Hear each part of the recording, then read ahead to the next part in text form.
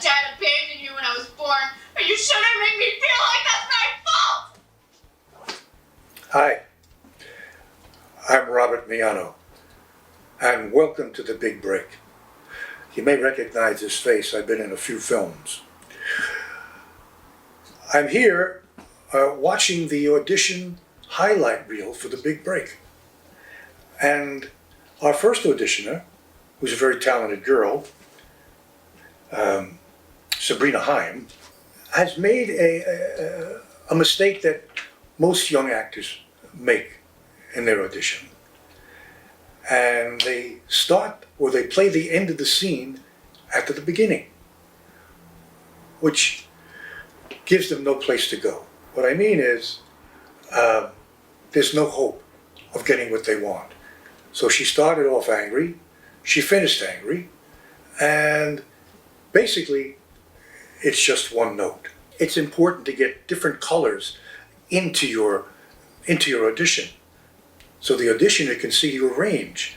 Here, Sabrina played it on one level.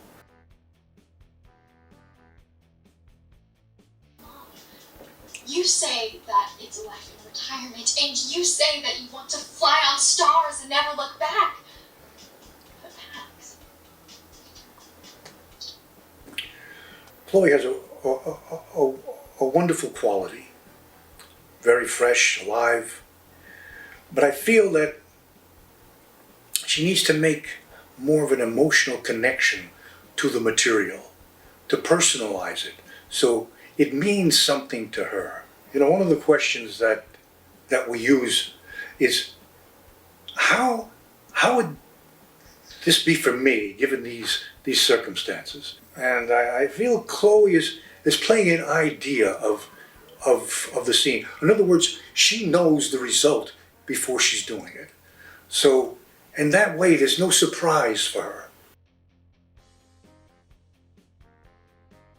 What? I don't know. You tell me. Do you know what happens as a result of your harmless ring? We get to the point where our mood is dependent on whether you called that day or not. Do you believe that?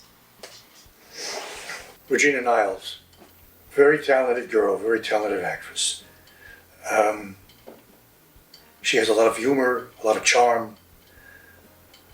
The thing I feel about Regina is she needs to go deeper so that she's connected to the heart, more from the heart, not from the head.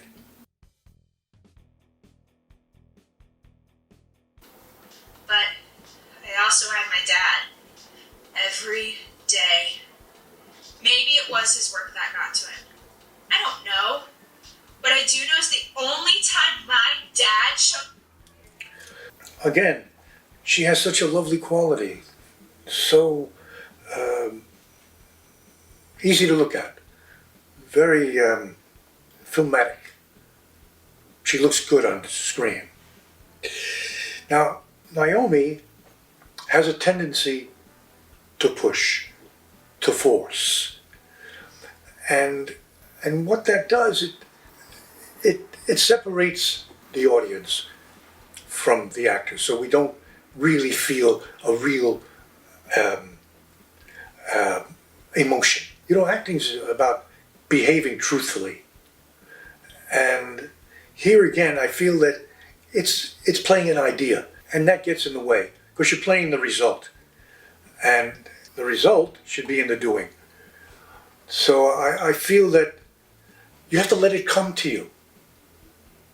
You can't push or force or muscle it, as they say. So she has to learn to relax and let it come to her. We'll move on.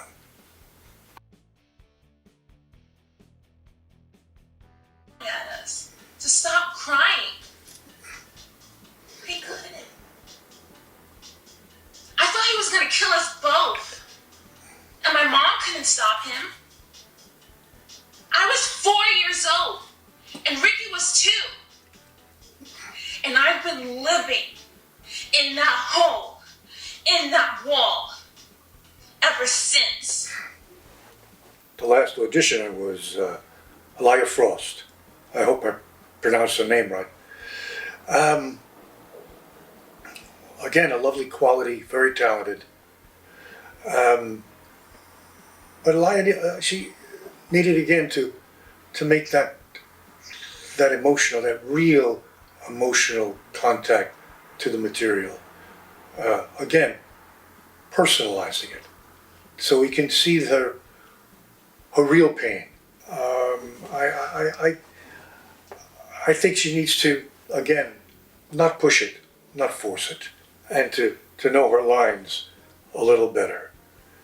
Because I think that when you're in an audition and you're struggling for lines, you really can't be in the moment. So learn your lines, Elia. We'll move on.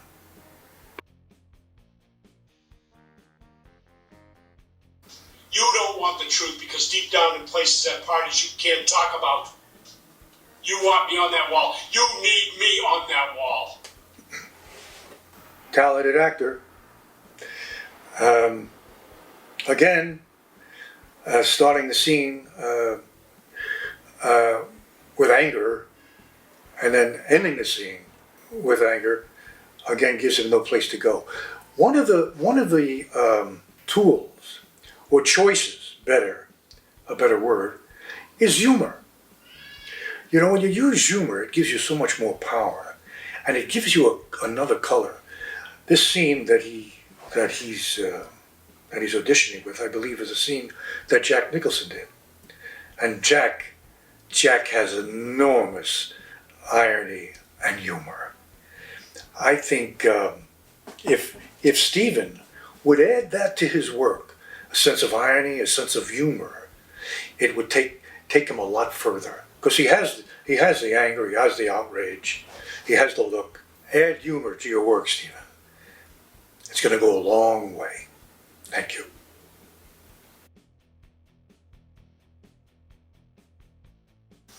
And then in the hospital, he confessed. It wasn't a delusional confession. He described a fact pattern which was completely consistent with the crime. I just finished watching Rodney Hudson. Now, Rodney did his whole audition pretty much in profile. That's not going to work. You want the auditionist to see your eyes. The eyes are, the mirror of the soul, and that tells the story. So what you want to do, instead of turning away, use the fourth wall. Create a fourth wall for yourself. So if Rodney was talking to the jury or to the judge, he can put the jury out here, put the judge over here, and then the camera would see him. You don't want to hide from the camera. That defeats the purpose. Rodney, use the fourth wall and always find the camera. Make sure the camera sees you. Okay. Things they have there. Once I walked into those great big stores all by myself. I rode the moving stairs all the way to the top floor. That's where the furniture is. And the dishes, and the china, and crystal.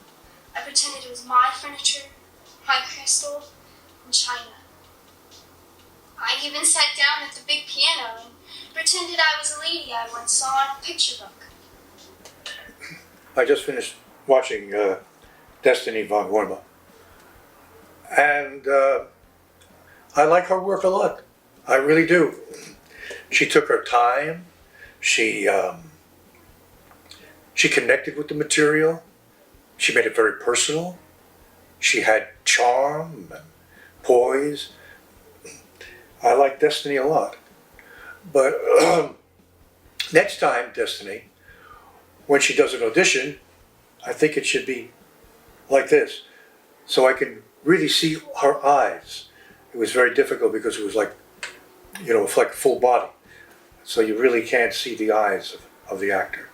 But I could hear it and I can feel it. And she was well connected. I like Destiny a lot.